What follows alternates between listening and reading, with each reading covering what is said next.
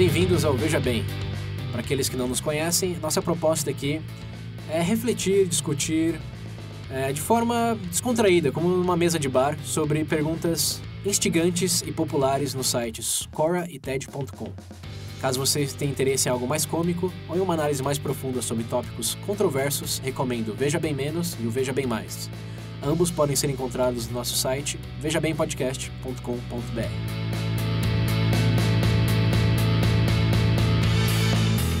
Bem-vindo de volta aos ouvintes do Veja Bem.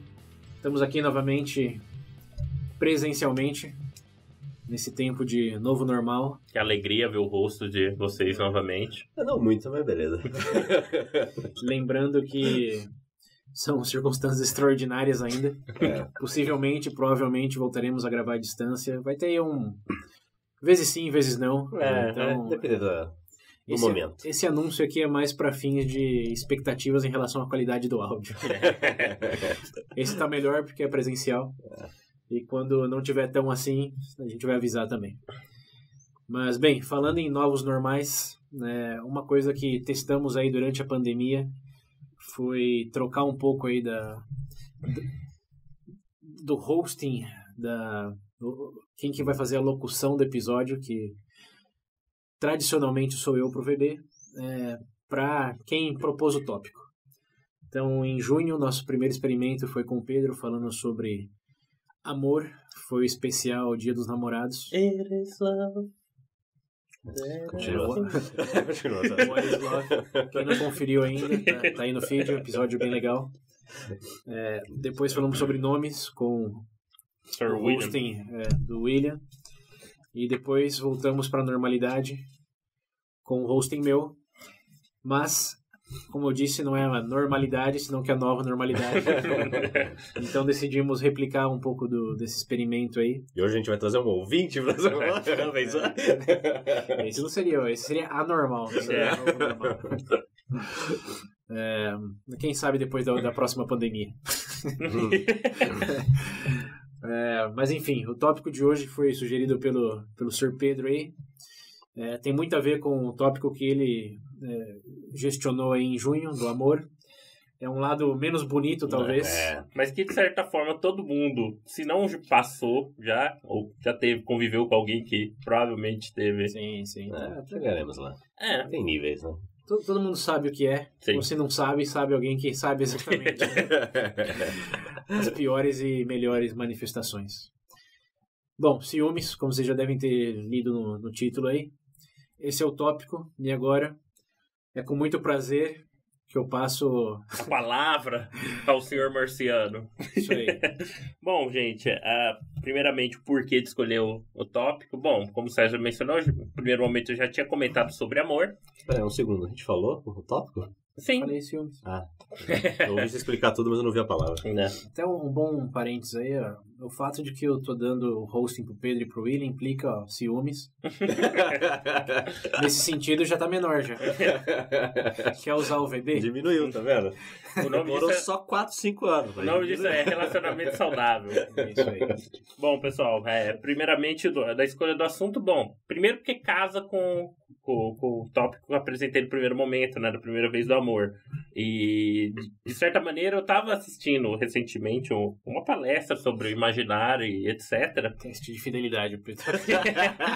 E, num certo momento, o host, ele menciona um termo que ele chamava de exasperação imaginativa. Seria como, efetivamente, o imaginário pobre, uma pessoa que não tem muito contato, por exemplo, literatura ou esse tipo de coisa. E ele dá o exemplo dele próprio. Ele fala, antes dele entrar, de começar a estudar e etc., ele fala que tinha um certo problema com essa relação de ciúme, porque faltava, entre aspas, um certo imaginário para ele entender que, por exemplo, é possível, por exemplo, existir uma relação de amizade de um homem e uma mulher. De certa forma, ele via aquilo como se fosse um ataque direto, ou seja, uma visão mais animal, assim, tipo assim, que a parceira dele é como se fosse uma posse ou coisa do tipo. Ele não tinha um imaginário de entender que poderia existir uma relação frutífera entre os dois. Não, você dá risada, mas isso de certo aspecto parece bobo, mas é verdade. Inclusive... Continua. Parece bobo no primeiro momento, mas você para pra ver e realmente faz verdade, faz sentido, né? Porque quando eu comecei a pesquisar, etc., eu vi muito o pessoal da área de psicologia falando que pessoas que tendem a ter uma postura muito de ciúmes é justamente por agir, um termo não é animalesco, mas de uma forma mais primitiva, talvez, compreensão da relação, aquela coisa mais intuitiva.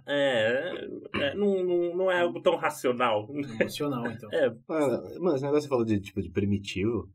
Eu falo em ciúme, eu acho que uma das primeiras coisas que eu ligo ao ciúme é medo. Que é aquele medo de você... Sim. Medo gerado pela sua insegurança de, perder a pessoa, de perder a amizade ou algo do gênero, tá ligado? Eu acho que por isso que você meio que age dessa forma primitiva, porque o medo faz o quê, né?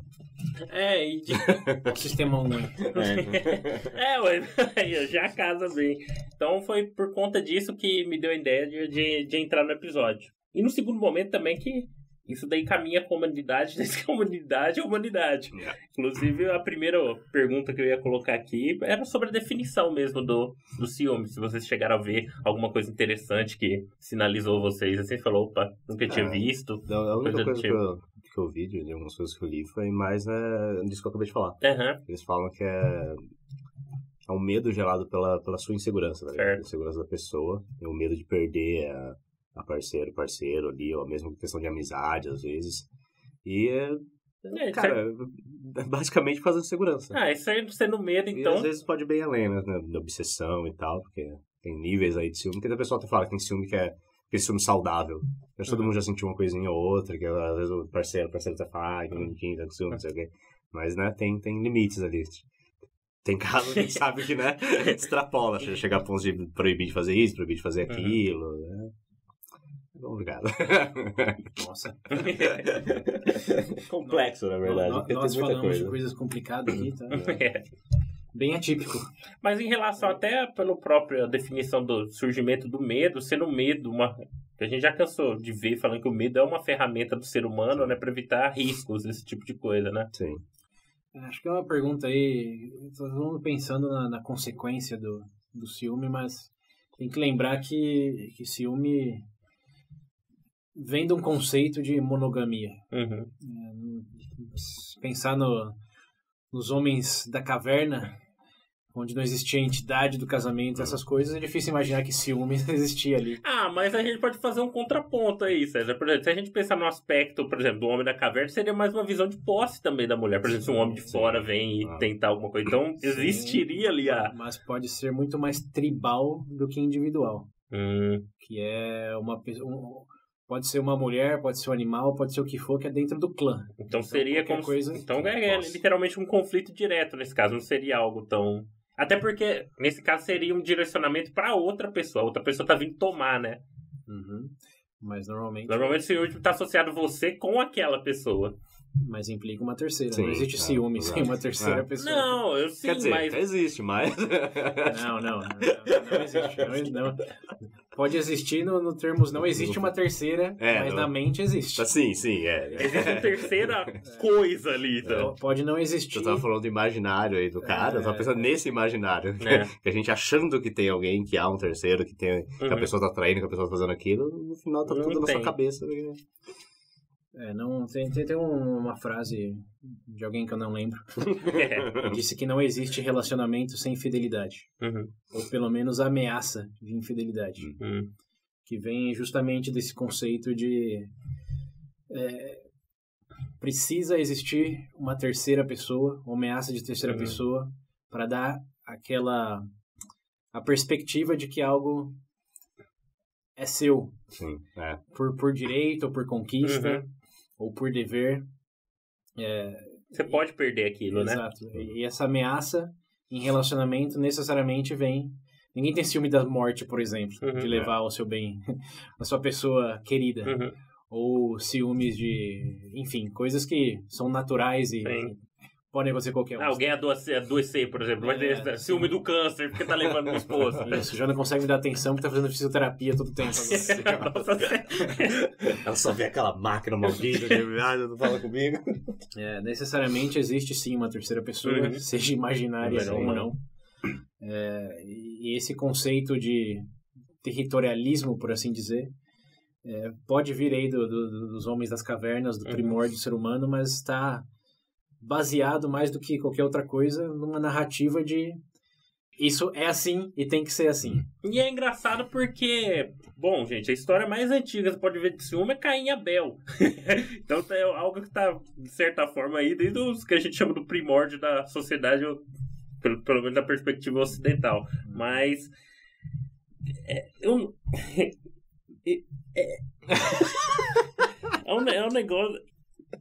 É que é engraçado, tipo assim, é que eu não vejo. Agora que você colocou isso, por exemplo, o segundo questionamento que eu ia fazer ia ser referente dessa manifestação, mas eu acho que isso que a gente colocou da existência do terceira pessoa define bem isso, né?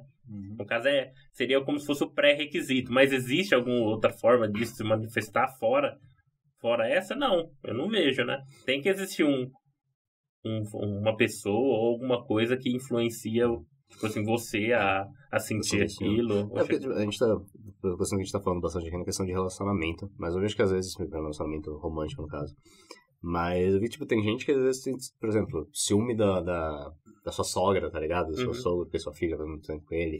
Ou ciúme do próprio filho, às vezes. Tem coisas, níveis de... Irmão com ciúme do outro. Isso aí é. Trabalho, por exemplo. E trabalho. Ambiente de trabalho. Ambiente de trabalho. Tá dando preferência. Mas eu acho que tem que distinguir inveja de ciúme. Exato.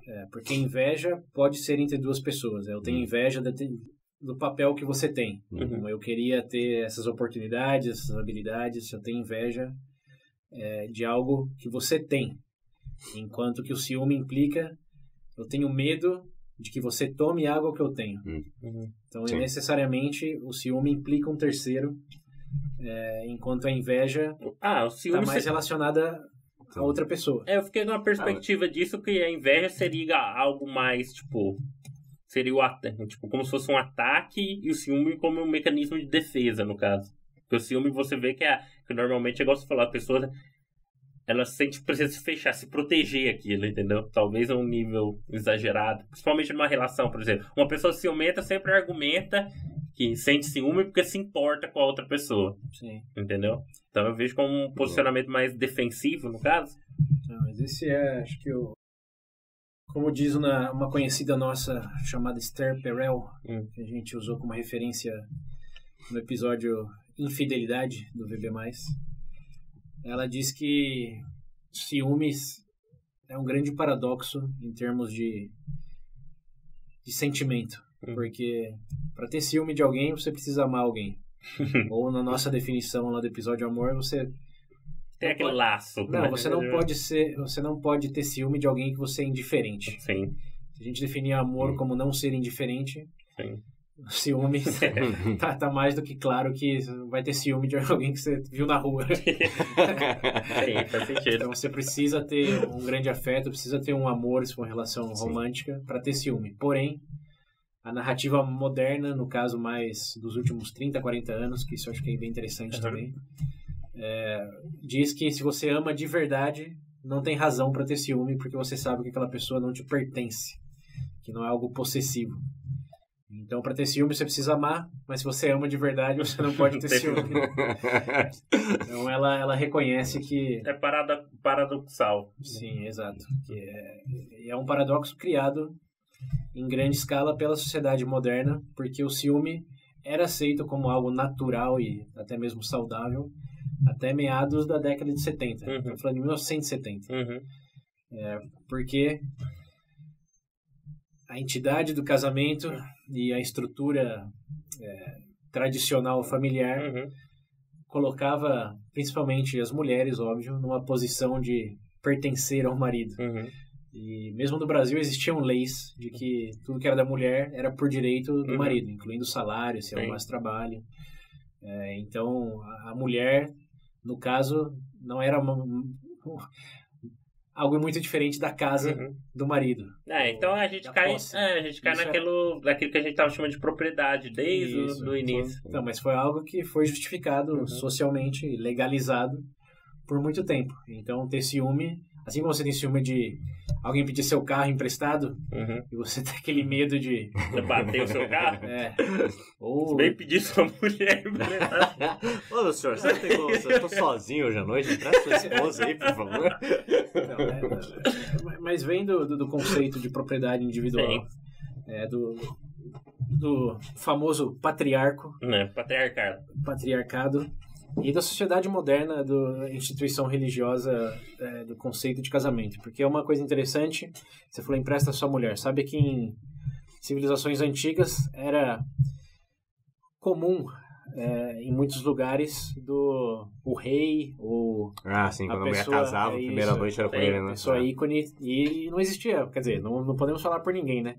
Mas não é muito natural imaginar que existia ciúmes como entendemos hoje naquelas circunstâncias, porque era algo que acontecia, que já era esperado. Era algo tão tradicional como hoje é tradicional você não esperar que haja infidelidade na sua relação. Mas aqui no contexto mais de antes da década de 70, que foi quando começou a se manifestar melhor o movimento aí de maiores direitos para o público feminino, maior progressivismo em termos de o que significa certas relações institucionalizadas. Então, eu acho interessante lembrar disso daí, de que era normal ir aceito, e um esposo ter ciúme da sua esposa, até matar por isso, era algo que em muitos países não era nem recriminado como crime. Hoje acho que existe crime passional, né? Tem até a categoria para isso. Você entende que era algo que era natural. Certo. Então, e hoje... Então, esse que é o ponto. Porque, tipo assim, eu entendo essa perspectiva antropológica sua aí de relação à instituição do casamento. Mas agora a gente pensando, por exemplo, no cenário atual, que hoje já é comum relacionamento aberto, esse tipo de coisa. E dentro desse contexto? Porque ainda assim tem. Inclusive, como qualquer tipo de relação, vira e mexe, jornal, casal, tem briga, um mata o outro. Sei lá, tinha relacionamento aberto, mas tinha ciúme. Então, essa figura aí sumiu da jogada, entre aspas. Como é que fica? Não, sumiu, mas não sumiu, né? Principalmente dado as culturas. Como na América Latina, segundo essa própria Esther Perel, que ela fez ela teve como terapias em vários continentes. E ela escreve no livro dela que na América Latina existe um certo orgulho em ter ciúmes, porque existe uma associação muito direta ainda entre ter ciúme e prezar por alguém, dar valor a alguém. Isso é verdade. Eu ia comentar, você falou isso, eu ia comentar até isso, porque isso, eu não sei se você, eu tenho um convívio muito grande, né? Eu tento falar mais com a boca. Então, quando você vai pro lugar, eu sempre escuto o pessoal com aquele papo, eu tenho ciúme mesmo, porque eu gosto e tal, eu demonstro que eu me importo.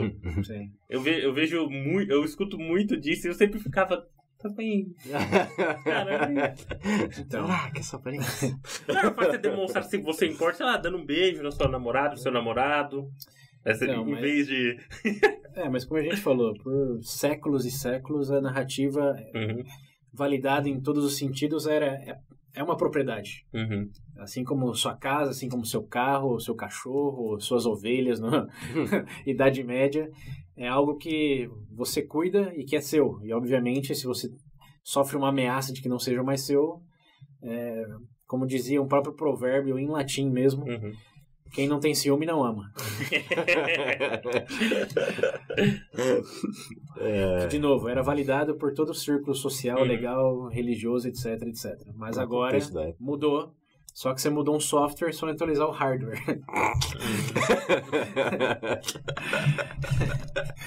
Então, existe toda uma questão aí de não passou nem 30, 40 anos até a narrativa mudar e não mudou para todo mundo ao mesmo tempo. Como eu estava falando, na América Latina ainda existe uma associação bem positiva de se orgulhar de ter ciúme. Sim. Enquanto que nos Estados Unidos, por exemplo, nos países anglofônicos de maneira geral, já mudou a própria Esther Perel fala que não, todos têm vergonha de falar que tem ciúme. Na verdade, quando tem infidelidade, eles alegam que sofrem muito mais pela decepção com falta de honestidade do que com a perda, digamos. Isso daí casa com uma coisa que eu vi própria por relação do Bill Clinton, por exemplo. Se você parar pra pensar, o que efetivamente fez ele foi o caso da Mônica Lewinsky. Mas, sim. Mas vamos falar uma hierarquia tipo, de possibilidades de coisas ruins acontecerem. Não é algo tão... Sim. Mas é justamente bate nesse ponto da perda de confiança. Sim, não. Ela diz, no mundo anglofônico, infidelidade... O que mais dói é a falta de confiança. Tem um filme... Eu não tô bravo com você, estou decepcionado. Não, você pode ficar bravo, mas você tá bravo com a falta de honestidade, com a falta de transparência. Inclusive tem um filme engraçado. Putz, eu não lembro o nome do filme. Eu acho que tem o George Clooney e o Ryan Gosling. Eu lembro que tem uma parte do... É um filme falando sobre eleições lá. Sei qual é. Tem uma parte que ele faz assim... Você pode... of March. Que ele fala... Eu não lembro qual personagem fala. Faz muito tempo que eu falei. Você pode fazer de tudo. Mas, cara... Não coma secretário. É a única coisa como político você não pode fazer. Roupa, faz o que você quiser. Mas enfim. Os filmes é um sentimento universal. Sim. Isso já foi constatado por antropólogos, psicólogos. Todos têm ciúme, mas da onde vem esse ciúme? Aí que tá interessante. Eu ia entrar nesse ponto, porque, tudo bem, todo mundo tem essa concepção, mas vocês chegaram a observar alguma coisa, vai saindo talvez, por, sei lá, uma perspectiva oriental, ocidental, ou talvez uma explicação psicológica ou algo do tipo? Vocês chegaram a observar alguma coisa que vocês poderiam dizer... Putz, eu nunca tinha pensado por esse lado em relação. No caso, você falou na questão oriental, não foge muito da nossa, na real, na questão do ciúme. Eu acho que até mais. Eu acho que até lá deve ser mais pesado por conta, principalmente do Japão, né? De toda aquela questão dos papéis mais definidos, tem conceito de. Tem uma coisa na cultura asiática, acho que em geral. Dessa coisa que é um ciúmes que algo que eu não consigo entender, que é ciúme com artistas, sabe? Eles não querem que artistas namorem, não querem que artistas essas coisas. É um tipo de ciúme que eu olho e falo... Esse é inconcebível, né? Esse é um limite, você não tem uma relação com essa pessoa, você nem conhece ela. Como fã, você tem uma relação, sim. E você sabe, assim como... Relação, eu digo... Assim como qualquer pessoa que já teve um amigo que passou a namorar,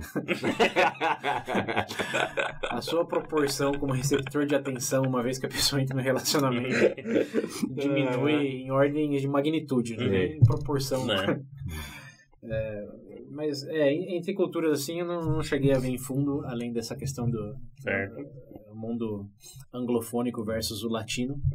Aqui existe sim essa coisa, sou ciumento mesmo, enquanto nos Estados Unidos, por exemplo, você dificilmente você vai encontrar alguém que reconheça isso. Sangue frio, sangue quente na cara. Isso. Porque eu acho que uma coisa interessante do filme, uma outra coisa interessante, é que ele, além de tradicionalmente representar talvez visões obsoletas da outra pessoa como propriedade ou como algo que você tem direito, etc., além disso, ele também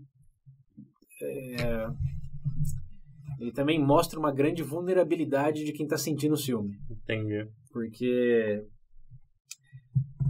para uma pessoa que orgulhosamente confessa sentir ciúme, ao mesmo tempo está confessando insegurança.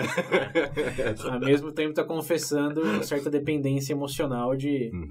Eu fico bravo, eu me desespero porque eu realmente não me vejo sem essa pessoa e qualquer ameaça de não ter essa pessoa me destrói, me enfurece, me deixa louco. Então, por um lado, você está falando, não, você realmente deve gostar dessa pessoa, mas por outro, quem é você sem essa pessoa? Dessa insegurança aí, meu amigo, tá um psiquiatra.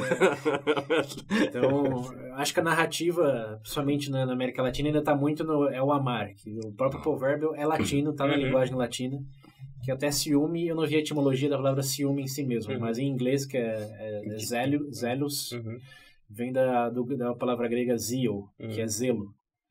Então você preza pela pessoa, você tem um zelo. Então já começa aí linguisticamente te levando uma direção um pouco diferente do... O foco está em cuidar e o outro está em reter. Eu vi um ponto interessante, principalmente da perspectiva psicológica, que foi o seguinte, que de vez em quando, em alguns casos, o problema cai justamente nesse ponto. Você se define a partir da sua relação. Por exemplo, não existe a minha figura, por exemplo, a figura do Pedro é definida, tipo assim, por conta de ser namorada da Carol, por exemplo. Todo o meu círculo ali, social, etc., tudo amarrado naquilo. Então, por exemplo, ó, você perder essa pessoa, você não vai estar perdendo, tipo assim, acabou minha relação. Não, você vai estar perdendo, literalmente... Isso daí me lembra muito episódio sobre niilismo existencialista. Nosso grande amigo Kierkegaard dizia, uma vez que você se desfaz de todas as suas etiquetas, o que sobra? E aí que ele dizia que é o olhar no abismo, que era encarar o desespero. The Void. E muito dessas etiquetas hoje vem de relacionamento. Ou, não hoje, né? Mas para muitos, você não é o profissional, o nadador, o atleta, o, sei lá, o nerd ou o que seja. Qual que é a sua maior etiqueta? Para muitos eu sou casado. Eu sou marido de tal, eu sou esposa de tal. Eu sou companheiro, eu namoro não sei quem. E óbvio que isso, não querendo entrar em lugar psicólogo nem nada, mas também vem muitas vezes de trauma na infância, de nunca ter tido os pais, por exemplo. Tem que ter uma figura. É uma figura como se fosse... Muitas vezes a pessoa que tem ciúmes, digamos, obsessivo aí, que eu acho que até um ciúme obsessivo é classificado como um problema real, um problema de saúde mental e tal. Tem níveis, né? Sim. Tem que lembrar que ciúme não é uma coisa só, a altura, né? Exato. Aí a gente falou no começo, 1,70m. Tem aquele ciúme que é bonitinho, tem aquele ciúme um espectro. Tem até um jargão no meio psicólogo que descobri que eles chamam, pelo menos em inglês, de um monstro de olhos verdes, para que é o ciúme, entre aspas, saudável. E o monstro de olhos negros, para aquele que é o obsessivo, é o obsessivo controlador. Então, eu tava que geralmente, como você estava falando, quando uma pessoa que é muito ciumenta, geralmente sempre tem um porquê, obviamente, né? Ou, muitas vezes por causa da criança não recebeu atenção, ou às vezes por causa de um relacionamento passado que a pessoa foi traída, aquilo ali vai ficar na cabeça dela pra sempre, tá ligado? Ou a própria insegurança mesmo, então é um pouco difícil.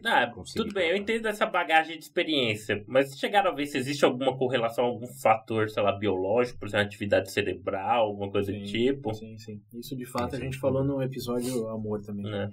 Que as áreas do cérebro, quando a gente pensa ou vê a imagem do parceira romântica, são as mesmas que são ativadas quando você é viciado em alguma coisa. E alguma coisa quer dizer drogas. Estamos neurologicamente suscetíveis e condicionados a ter um sentimento de possessão e vício em relação aos sentimentos causados pelaquela outra pessoa. E assim como a abstinência, se você tirar a droga ou tirar a outra pessoa, você tem um estímulo muito grande que não é satisfeito naquela mesma parte do cérebro. Então, existem terapias que focam justamente isso, em substituir e amenizar a resposta daquela parte do cérebro àquele estímulo, que antes era relacionamento. Então, é aquele típico... Você costumava obter esse prazer intenso dessa pessoa, mas vamos tentar adotar um cachorro. Vamos tentar fazer um novo esporte. Adotar um novo hobby. Entendi. Como esse craving, como em inglês, ele é substituível, mas ele é necessariamente na mesma parte ali cerebral. Então varia e infelizmente varia muito também seu leque de identidade, juntando poucas pontas aí. Porque assim como a droga pode fazer da pessoa um drogado, definido apenas pelo consumo das drogas, relacionamentos também chegam nesse mesmo patamar. Se a única coisa que você pensa todo dia no companheiro ou companheira, no como que ela está pensando, como que você é visto por ele, por ela, etc. Esse redemoinho onde toda a sua vida chega num funil de relacionamento, óbvio que qualquer percepção de ameaça real ou não vai ter um efeito drástico. Enquanto que se só é mais um elemento na sua vida, e isso não necessariamente tira valor, não é porque não é o único que tem menos valor. Agora você tem um trabalho, tem uma família, tem um hobby, tem múltiplos interesses, e dentro desse círculo também tem um relacionamento, você não se sente, aquela área do cérebro para cocaína não vai Você ser... não tá preso naquilo, né? Acorrentado. Eu quero ver que meus psicólogos falam que muito, digamos, um tratamento pra diminuir o seu ciúme é justamente você abrir o seu leque, você começar, tipo, tentar fazer um esporte, tentar fazer alguma Isso coisa, cai no que eu acho que cai até naquele item do exasperação imaginativa, porque a sua cabeça fica condicionada naquele pequeno ponto, né? Sim. Você tem a oportunidade de expandir, criar novas formas de se definir, no caso. Pra mim, o que pesou mais foi esse ponto, de realmente, tipo assim, você ser definido por conta desse pequeno aspecto, né? Indivíduo, pra ficar restrito a isso. Mas, nesse ponto, você mencionou de atividade cerebral e tal, que existem casos que são diagnosticados realmente como... compulsivo, obsessivo. Sim. Nesse caso, por exemplo... não, esse ia fugir do tempo. Eu ia entrar, tipo, de maneira legal, por exemplo. Isso poderia, tipo... Não teria que mudar um pouco, não só legal, mas a nossa perspectiva de tratamento dessas pessoas, por exemplo. Porque normalmente a gente vê alguém que sofre muito de ciúme extremo, a gente tende a falar que esse cara é um completo idiota, etc. Infantil. Então, considerando que é, assim, mapeado como realmente um problema, transtorno. uma desordem. Também, né? Acho que lembrando do ansiedade e depressão, as variáveis são múltiplas. Então não é que é causado pelo cérebro necessariamente, embora às vezes possa ser, como pessoas, por exemplo, que já são, em geral, compulsivas, obsessivas, com o hamster, com o caderno ou o que seja, normalmente vão sofrer desse mesmo mal no relacionamento. Então pode ser que tenha uma predisposição ou um desvio, digamos, para esse lado, mas como a gente falou lá na ansiedade e depressão, não é só o hardware que afeta o software, é o software que afeta o hardware. Sim. Lembrar que não é o computador. Não é que você instala lá o novo Windows e se você não tem exatamente aquela RAM, aquele HD, você não vai rodar bem. Pode ser que o software aumente os seus gigas ou diminui os gigas do seu HD. O psicológico muda o físico, muda as conexões neurais, muda a sua percepção. Então, essa é a própria narrativa social que a gente estava comentando no começo, de ver a instituição do casamento como algo divinamente predicado em ser pro resto da vida e ter uma fidelidade cega, incondicional a outra pessoa, é algo que você não muda com remédio no seu cérebro. Eu só ia mudar um ponto na sua perspectiva. Pra mim é pela eternidade, não é nem só na vida e a morte. Né? Deixa eu amenizar um pouco o que você disse. Não é tão assim. É qual na eternidade, Pedro? Na vida e no pós-vida. Né? Isso aí. Então, quando você já começa com uma narrativa de... não é uma obrigação, senão que uma opção que você tem. Como a gente falou no amor também, no episódio lá, existe toda uma concepção de sacrifício que você defendeu muito, que talvez foi a mais replicada e ecoada ao longo da história. Mas todos temos ciência de que mesmo os sacrifícios têm limite. Que se você está num relacionamento tóxico, um relacionamento violento, um relacionamento mesmo conturbado por doenças mentais, que o seu papel não é se sacrificar ao ponto de ser ameaçado emocionalmente ou mesmo fisicamente pela outra pessoa. Que hoje a narrativa já é a sua primeira preocupação tem que ser com você mesmo. Em primeiro lugar, até mesmo para poder cuidar do próximo, né? Como aquela coisa do avião. Primeira máscara em você e depois no outro. Porque senão você acaba morrendo e não resolveu nada. E isso, como a gente vê nos noticiários da Atena da vida aí, quem comete crime passional uma vez não é que aprende a lição. Pode até ser que sim, né? Mas... Eu lembrei daquela matéria. Eu não lembro que programa que era. Que o cara foi preso. Foi preso não, vai. Não sei o que aconteceu. Que a polícia apareceu na casa dele por causa de briga domiciliar. E o cara perguntou, mas você voltou pra essa mulher? Ai, mas eu amo ela. Mas ela jogou um botijão em você 3 vezes. Mas eu amo essa mulher, senhor. Você não tá entendendo. Polícia 24 horas é uma lição. Isso, esse aí era o programa. É um amor aí. Exemplos não faltam, mas acho que a melhor resposta à sua pergunta é como tratar essas pessoas. Acho que não tem que ser como doentes mentais. Obviamente, claro. Concordo. Eu acho que até os desvios psicológicos... Porque eu entendo, porque realmente, num certo aspecto, existe um fator da vontade e decisão da pessoa ainda. Não tem como escapar disso. Do que você falando? Então não dá pra totalmente dizer que ela não é responsável pelas ações dela. Total. Por mais que ela tenha essa condição. Por mais. Entendeu? Então, aí a gente acho que cai até um pouco no livre-arbítrio. Infelizmente. Mas como já dizia nosso amigo Schopenhauer, você pode fazer o que você quiser, mas você não pode querer o que você quiser. E essa coisa de ter ciúme, se você vem de uma família que tem casos de ciúme, você está exposto a isso, você está dentro de uma narrativa onde você vê o outro como que tem o dever a cumprir as suas expectativas, a atender suas necessidades, independente das circunstâncias. Acho que é mais entendível de onde ela sai, mas óbvio que eu levantar a mão para alguém, eu cometer qualquer ato, você já não pode falar. Mas o porquê que a pessoa se sente assim, você pega, acho que assim como quase tudo, mesmo quando a gente gosta de falar que o racismo. Perguntasse para mim, eu ia pro século XVI e pergunta como você sente sobre racismo. O que é racismo, caramba? Já começa aí. Você perguntar sobre ciúmes no século XVI também. O que é o ciúme? Na verdade, o que é perder propriedade? Seria uma pergunta que seria entendível melhor. Então tá tudo dentro de uma narrativa. Acho que é uma tecla que estamos batendo cada vez mais aqui. Eu acho que entra muito bem nessa questão de ciúmes, porque a narrativa por muitos séculos, de novo, é essa de que é propriedade. Não só religiosamente, tradicionalmente, mas legalmente é propriedade.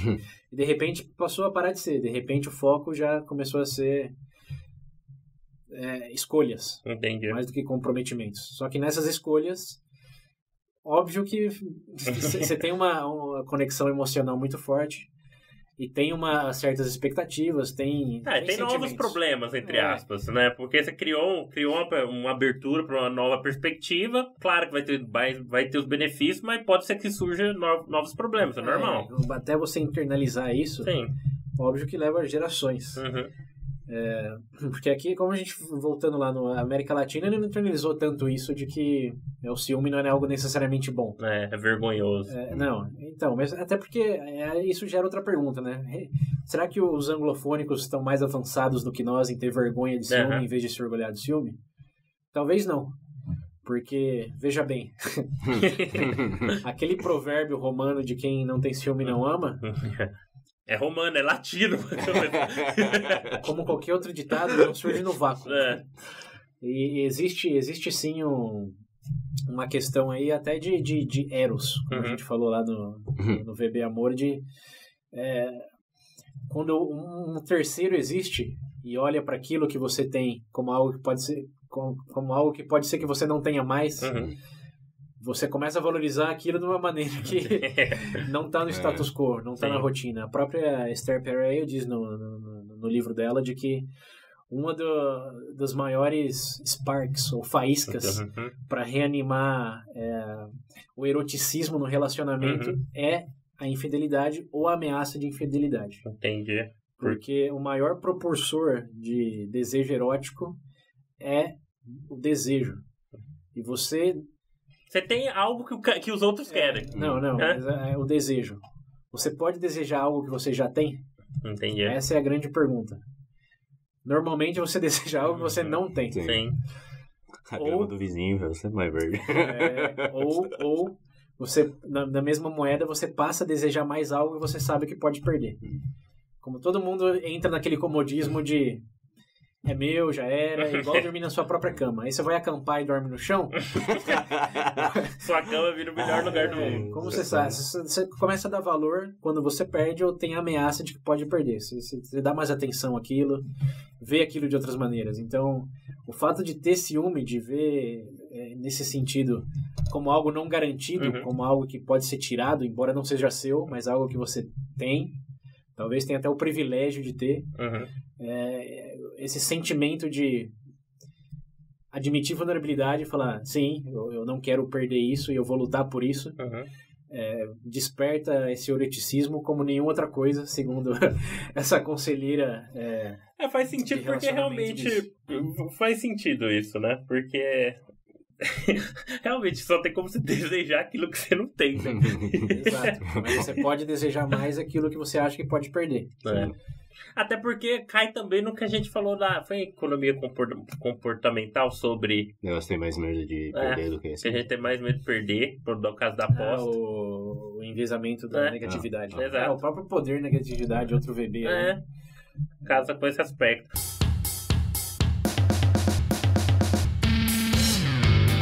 Bom, aproveitando esse gancho que você deu, de certa forma, isso daí eu entendo que seria, então, ter esse entendimento talvez seria uma forma de mitigar o dano, entre aspas, do ciúme numa relação.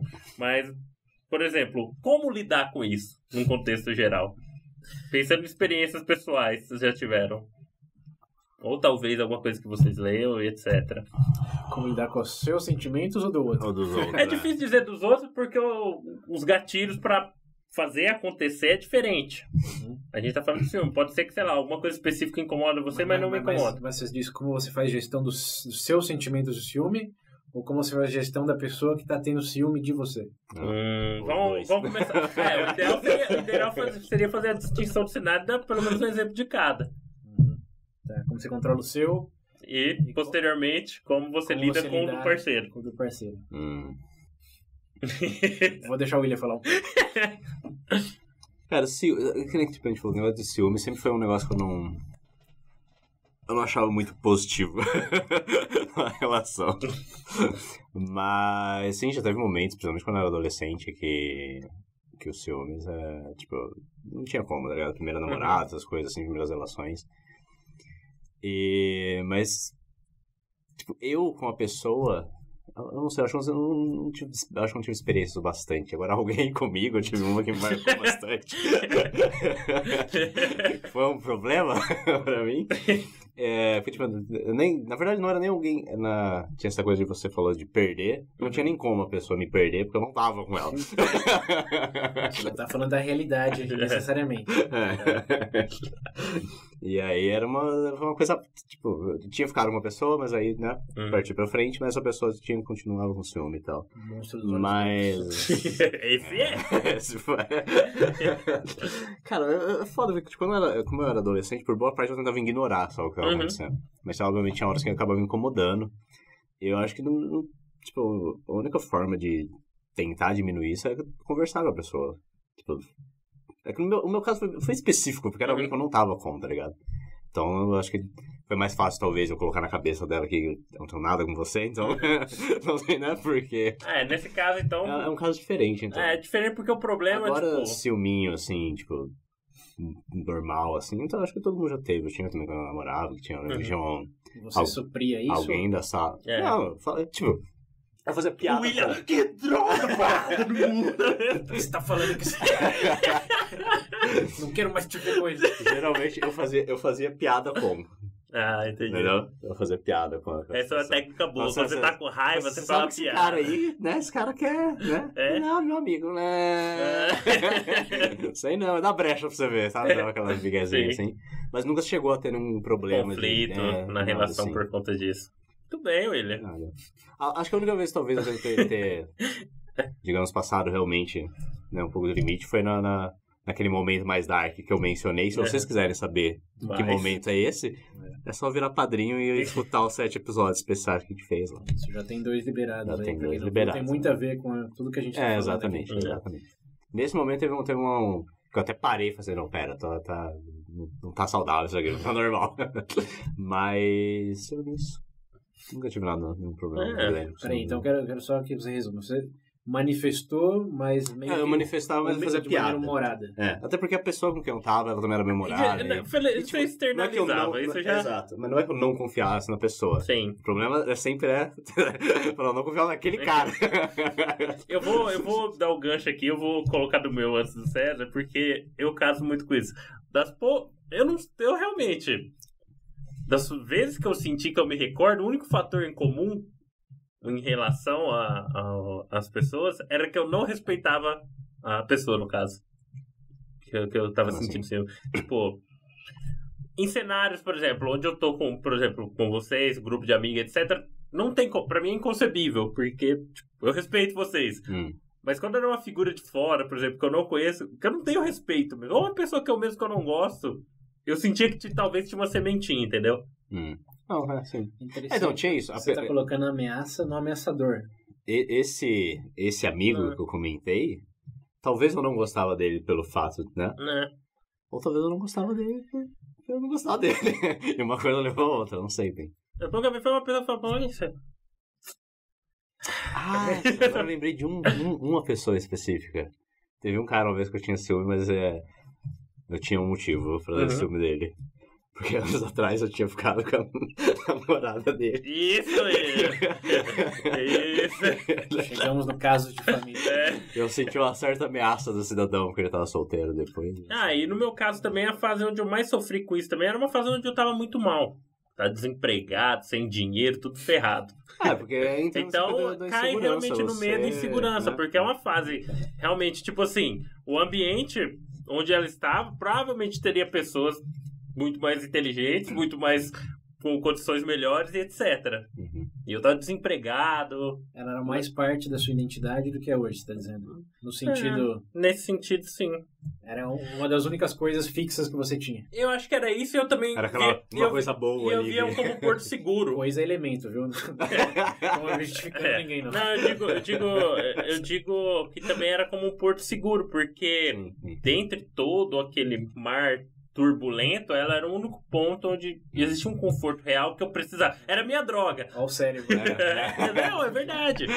Então, pra mim, eu sinto que nesse período onde eu tava mais mal, foi as ocasiões onde eu cheguei a observar. Diferente de você, eu nunca externalizei, nunca fui direto. Eu não tipo, você não confia naquele cara, mas eu falava, brincar assim sim, mas só teve uma vez que essa situação foi engraçada porque a amiga dela começou a sair com o cara. Certo. Começou a sair com o cara e tal. A gente saiu nos 4, a gente começou a criar amizade. Aí parece que a minha namorada e ele tinham estudado na mesma escola, né? Então tinha um traço comum e tal. Só que eu lembro de uma ocasião que a gente tava numa festa de casamento, tava eu, minha namorada e eu notava que ele tava muito falando com a minha namorada. Tipo assim, que a outra menina não tava lá. Aí eu parando, assim, falei, um negócio. Falei, chamei minha namorada, né? Parece estranho esse cara aí. Não sei não, hein, mas acho que esse cara não tá interessado na sua amiga, não. Só que ela, obviamente, ela não percebeu, né? Ela, nossa, mas por que você diz isso? E eu fiquei com aquela coisinha na cabeça, cara. Esse foi o caso mais recente. O homem se entende, se conhece. Olha incômodo. Mas aquela coisa de olhar, você fala, esse cara não quer ser amigo, não. Mas então, acho que você aproxima um pouco do que eu tinha falado no meu caso, porque é o que tipo, você sentiu ciúmes, mas você percebeu que a pessoa, tipo, esse cara aí... Comigo... E essa coisa da insegurança me fez lembrar, tipo, acho que as primeiras... Nas primeiras garotas que eu tinha ficado, que tipo, era novidade, tá ligado? Começar a ter relacionamento e tal. E acho que nesse primeiro relacionamento teve vários momentos que eu fiquei com ciúme, sim. Mas era muito, principalmente por causa de segurança, porque tipo, era o meu primeiro relacionamento, não sei. O meu método de resolver, meu olhar na frente do espelho me dava um tapa na cara e falava, para de graça. Imagina a besteira, rapaz. Funcionou, que é uma beleza. Deixa de ser frisco, ó. Esse funciona mesmo. Deixa de ser trouxa, cara. Lembra que eu falo comigo mesmo, hein? O seu próprio psicólogo. É isso aí. Psicólogos devem... Você fala com você na terceira pessoa, Pedro? De vez em quando. De vez em quando eu também, de vez em quando. Não sei se eu peguei de onde que surgiu essa mania. O Pedro, a terceira pessoa, seria um psicólogo de verdade. Mas sabe o que eu tô achando interessante de vocês falarem aí? É que vocês estão focando no outro como ameaça, sem pensar no desejo da pessoa que você tem um relacionamento. Você tá falando, esse cara não tem boas intenções, e o ciúme vem disso. Mais do que eu tô vendo que a minha companheira tá conversando muito com o cara. E eu tô vendo intenções da parte dela de talvez explorar outros horizontes. Isso não. O que me leva a uma reflexão de... O ciúme, acho que ele não pode ser facilmente definido como algo ruim ou bom. Como eu falei, não acho que os anglofônicos estão mais avançados do que a gente. Acho que numa perspectiva social, narrativa, sim, me parece melhor no sentido ninguém é propriedade de ninguém. Faz sentido. Mas ao mesmo tempo, eu acho que o positivo de ter ciúmes é você reconhecer, e a palavra reconhecer é chave aqui. Eu vou frisar aí. Você reconhecer a vulnerabilidade que isso demonstra, de onde isso se origina. Antes, eu era intelectualmente contra o ciúme. Eu tava anglofônico plus. Tipo, acho que é ridículo o próprio conceito de ter ciúme, porque eu pensava muito mais no fim daquela frase, você precisa amar pra ter ciúme, mas amar de verdade pra não ter. Eu pensava muito mais naquele sentido, se você realmente ama alguém e ela encontra, ou ele encontra alguma outra opção que vai fazer ele e ela mais feliz, amor de verdade não é reter, senão que libertar. É do passarinho da gaiola, né? Exatamente. Passarinho da gaiola. Porque intelectualmente... Sim. Faz sentido, obviamente. Faz sentido. O que não faz muito sentido é quando você tá dentro do relacionamento.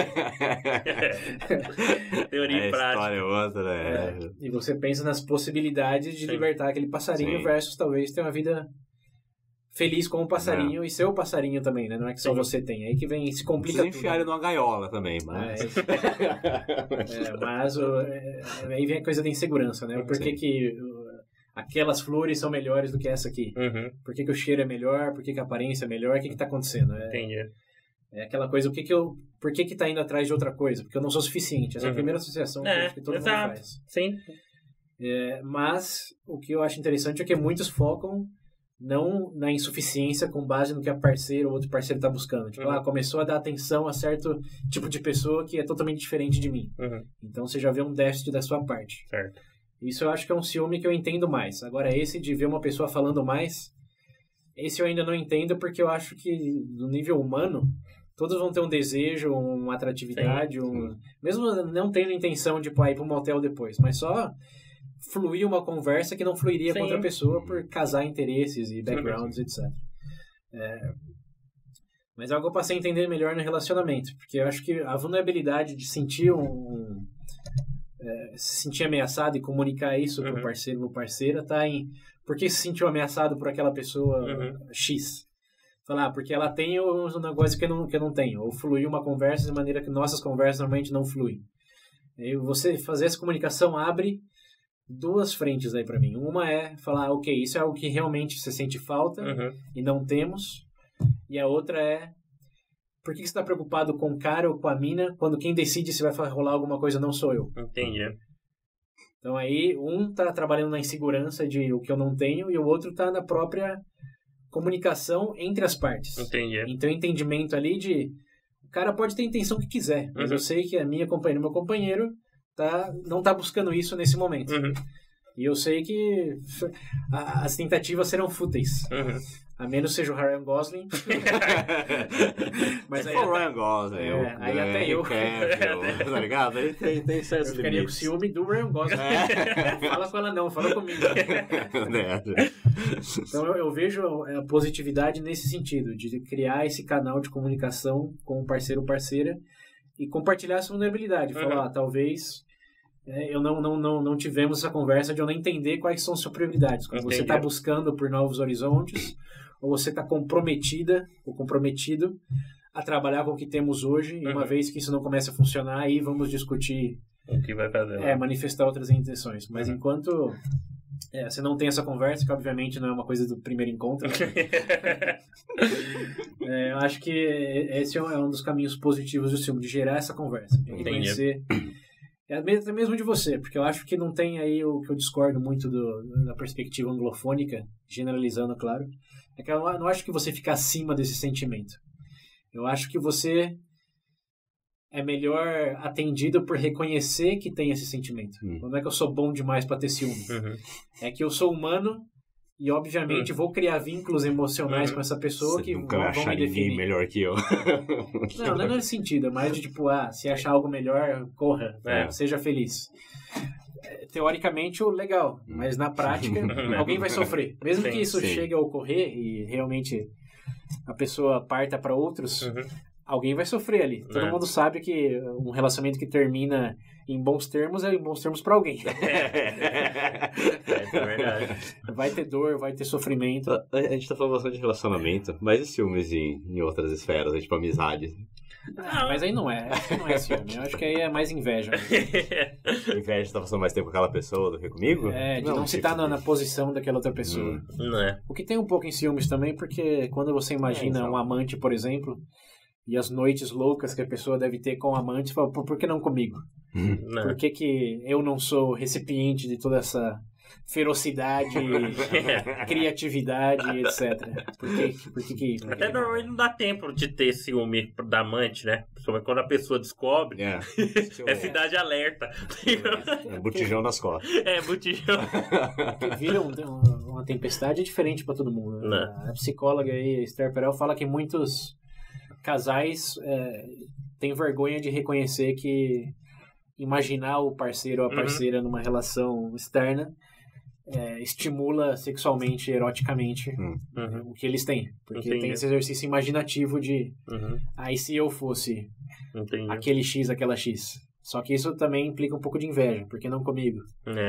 Então tem um emaranhado de coisas aí que eu falei, não dá pra destilar simplesmente é ruim, você nunca deve ter, e se você tiver, você é um produto do patriarco e do sentimento religioso ocidental. E da pedir propriedade, etc. E se você não tiver, você não ama. Acho que não existe esses extremos. Acho que você pode conciliar muito dos dois mundos, entendendo narrativamente que acho que o melhor dos dois mundos é esse. Você entender narrativamente que ninguém é propriedade de ninguém.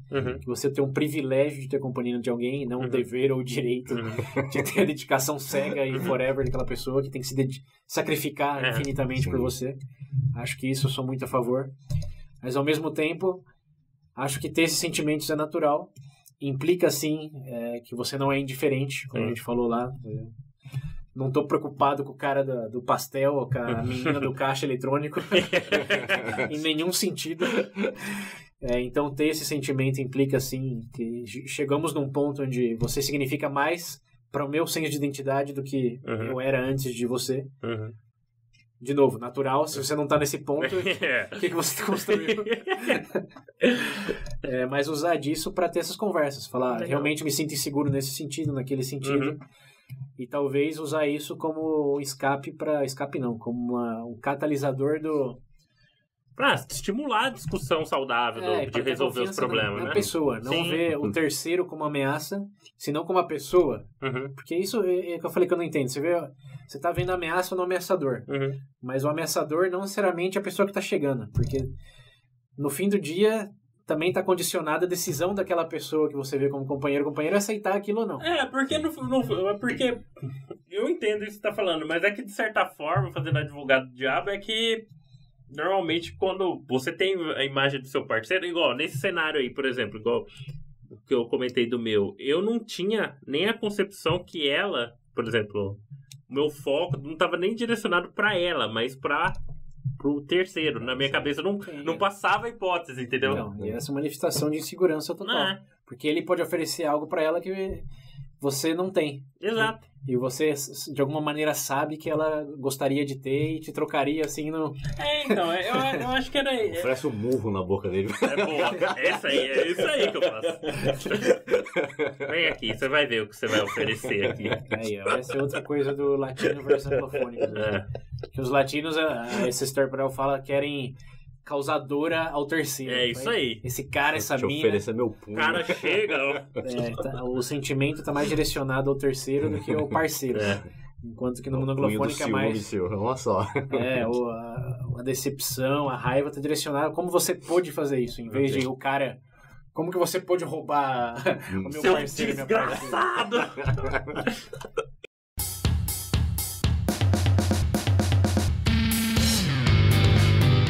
Bom, eu acho que, de certa forma, olha, foi bem produtivo, hein, cara? Por isso que corno é uma das palavras que mais irrita. Nossa! Agora faz mais sentido. É em português. Em inglês, você não, dificilmente você escuta alguém insultando o outro de corno. Eu não sei nem a tradução agora que eu penso nisso. Como é que tinha antigamente? Tinha uma gíria? Mas uma coisa tão em desuso que... Bom, senhores, eu acho que ficou bem claro aqui, principalmente em termos das nossas experiências aqui. Não sei se vocês querem colocar algum adendo. Acho que só um resumo de que no fim do dia não é nenhuma coisa nem outra, nem bom nem ruim. No fim do dia, sabe o que é? Lidem com isso, vai estar aí. Para de graça. Mas tem como lidar de maneira mais produtiva e autorreflexiva. Tanto para alavancar aí eroticismo como uma perspectiva mais saudável de que seu senso de identidade pode ser um leque em vez de um ponto. E a ameaça é mais projetada de você do que inerente no terceiro elemento. E se você não conseguir fazer isso por conta própria? Procura ajuda, cara. Procure ajuda. Procure ajuda. Mas que você conhece alguém. Acho que o mais importante é que você conhece alguém que tem esses problemas, ofereça ajuda. E faz ele escutar esse episódio. Isso. E não no sentido ajuda... tapinha no ombro. Tapinha no ombro. Não deixa de ser idiota. Ou tapinha... Eu usei bastante essa tática de tapa no ombro ou tapa na cara. Um dos dois, escolhe. Porque lembrando de novo da ansiedade e depressão, as pessoas que estão nadando pela vida numa tormenta no oceano, normalmente não são aquelas que pensam, eu preciso fazer uma aula de natação. Onde elas estão? Então, se passar com o seu barquinho aí do lado... Não help. Passa do lado e fala, você quer um remo? Não, eu acho que nem pergunta. Eu acho que porque eu diferencio muito entre tapinha nas costas de... pensa melhor, acalma. Você vai ver que não é tão assim que a pessoa que tá lá se debatendo na água. Nossa, também, tem uns que é difícil, hein? Acho Jesus. Que também tem um tapinha nas próprias costas. Que isso eu vejo num nível pessoal muito grande. Convenção social. Mas que é o famoso precisar de alguma coisa, me fala. Que esse daí é o passar e falar, você quer um remo? E a pessoa, em todo o seu emaranhado emocional, já tá se sentindo insegura, já tá se sentindo vulnerável. Você acha que a última coisa vai falar, sim, eu preciso da sua ajuda, me dá a sua ajuda aqui. Não consigo lidar comigo mesmo, me ajuda. Não, eu me viro, tá tudo bem, você não entende normalmente suas respostas. Quer um remo? Não. Óbvio que não. Quem você pensa que é? Pensa que é melhor do que eu? Ai, daqui, eu tô bem. Pega o seu rimo, enfia naquele lugar. Acho que a melhor diretiva aí é ofereça o remo. Chega do lado e fala, eu sei que você tá passando por um negócio assim, vamos sair pra conversar, Já escutou isso daqui? É divertido. Fala que é divertido em vez de que é terapêutico. Ninguém quer achar que precisa de um terapeuta. Exato. Ninguém quer uma ajuda com a mão assim, come aqui da minha mão, eu que tenho essa comida e tenho a calma suficiente pra te dar a comida. Eu aprendi com os anos a conversar melhor com as pessoas. Não é questão de ciúme. Então, nada de tapinha no ombro ou tapinha no próprio ombro e falar, que bom amigo eu sou de oferecer o remo, não quis problema dele, tchau. E também não chega só xingando juntos, né? Certeza que tá traindo. Nossa, como é que... Eu te falei que ela não prestava, que ele não presta. Mas talvez no primeiro momento pode até ser bom, aquele negócio de sentar e chorar junto. Porque tem aquele descargo emocional, aquele... Como que é o nome da... O próprio psicólogo foi muito disso. Primeiro ele vai, às vezes vai concordando, não concordando, mas dando uma certa razão do que a pessoa tá falando, validando. Aí mais pra frente usa aquilo. Vai pegar o porrete aqui, ó. Na cabeça. Deixa parar de se espernear um pouco. Exatamente. Deixa a tempestade passar, as ondas acalmarem, aí sim, fala, agora tenta colocar um braço na frente do outro, você faz dessa maneira. Ou não, nem faz, né? Tô aqui, ó. Tô te ajudando. É igual aquele cara. Esse é o exemplo do cara que tá vendo dois caras saindo na porrada e fala, não, vamos conversar. Os caras tá arrancando o dente um do outro no soco. Bom, senhores, não vejo muito como se estender mais. Foi muito produtivo. Gostei muito da resposta de cada um de vocês. Tá? Vou tirar ensinamentos disso pra minha vida. Mas, resumidamente, pessoal, lembrando, se você tem... Resumidamente, ciúme tá aí, você vai ter que lidar com isso. Então, por favor, lide com isso de uma maneira produtiva, saudável. E bom, não vejo muito como estender. Só lembrando aqui, por favor, pra gente não... A gente tem ciúme dos nossos padrinhos, tá? Então, por favor... Não, acho que é o contrário. Vocês que não são padrinhos deveriam ter ciúme dos padrinhos, porque é verdade. Damos mais atenção aos padrinhos, fazemos mais conteúdo. Mas que eu tenho mais medo de perder. Os atual. Sim, eu também. No meu caso é esse. Então, gente, quem tá aí, continua, por favor. E quem não é, pode vir. Isso aí, não escutem outros podcasts. Não precisam disso. Temos tudo que vocês precisam aqui. Todo o humor, conteúdo intelectual. E se eu descobrir que vocês estão ouvindo outro, eu vou na sua casa e a gente vai aparecer no Cidade Alerta. Não vai embora. Você quer o menos de volta? Eu trago o menos de volta. Você prefere ele que ele é engraçado e eu não? Bom, gente, piadas à parte. Engraçado aí né? Objetivo, né? Piadas à parte, agradeço aí mais uma vez por presença de vocês. E, bom, só lembrando, temos um número de WhatsApp. Se você quiser compartilhar com a gente alguma história sua ou como você lidou com isso, talvez seja pano pra manga pra um episódio especial, quem sabe? Isso aí. Cadê a frase especial pra botar o número depois, Pedro? Fala aí, Pedro. Fala dessa vez. Quem não lembra? Quem não lembra o número do WhatsApp é 19 98 908 1238. Repetindo. 19 98 908 1238. Isso, Porra, bonito. Agora sim virou locutor oficial. Agora tá. É isso aí. Valeu. Isso aí, Muito galera. obrigado, Falou. gente. Até.